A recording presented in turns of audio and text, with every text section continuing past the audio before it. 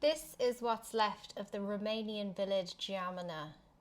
Geamăna was beside Roșia Poieni, one of Europe's largest copper deposits. Romania in the 1970s under Ceausescu pursued rapid industrialization.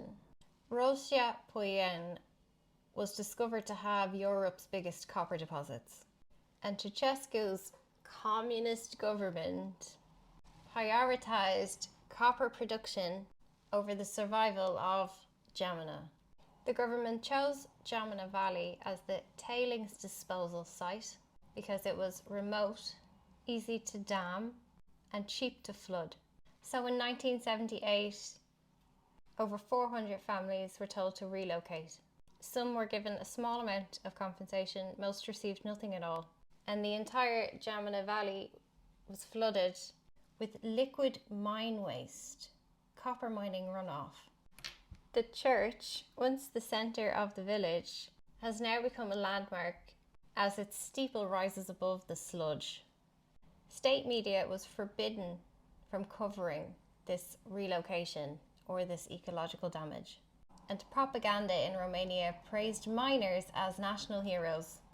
Even after Ceausescu, the mine remains open today, and the Romanian government exports copper to Western Europe and to China, while this tailings lake keeps growing, swallowing more and more land. It's rising by 1 metre a year. Villagers who lived around the peripheral have to keep moving away, moving uphill as the waste climbs. The government promised these people that at the minimum it would move their families' graves. That didn't happen. No graves were moved, no compensation was offered, no cleanup was had, no memorial for the displaced was ever even provided. This giant tailing contains copper sulfate, arsenic, lead, cadmium, and sulfates. Heavy metals from this are leaching into the ground. They kill plants, sterilize the surrounding soil, and even corrode the rock.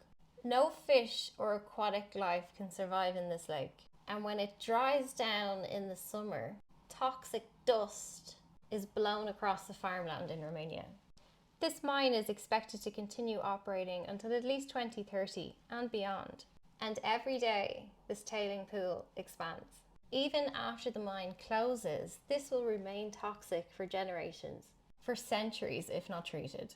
Acid mine drainage will keep producing sulfuric acid, dissolving the metals into rivers that are actually far downstream from here.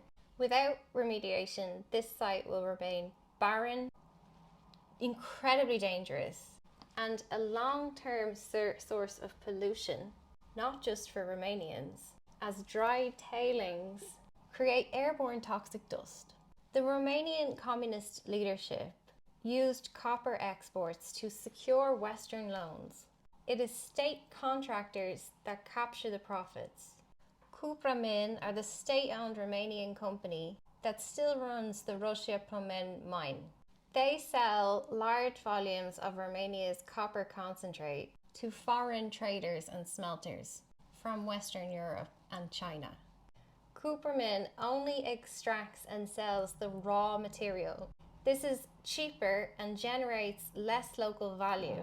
That way, foreign smelters get to refine it and sell it at much higher prices. Romania is absorbing the environmental cost, while most of the value-add profit is released abroad, and the local communities receive nothing. Under Ceausescu, profits from this mining paid off Western loans and maintained elite privileges for party leadership. Little or none of it was reinvested into the affected regions.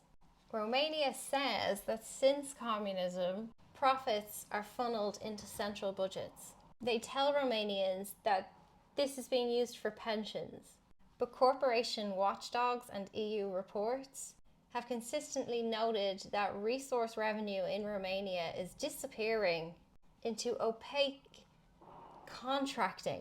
procurement contracts for political patronage networks.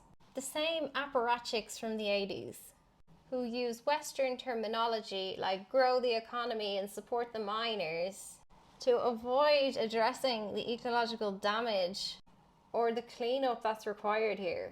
It is Glencore specifically who buy this from Romania. The profits are not touching Romania. The Romanian state treasury is decided by political elites who are influenced by foreign investment and keeping Europe happy. They don't care about this village or the poisoned soil or the water or the air, strangely, because they have to also breathe this. But they have accepted that the land is contaminated and worthless anyway, therefore profits should get to bypass whoever's in the region.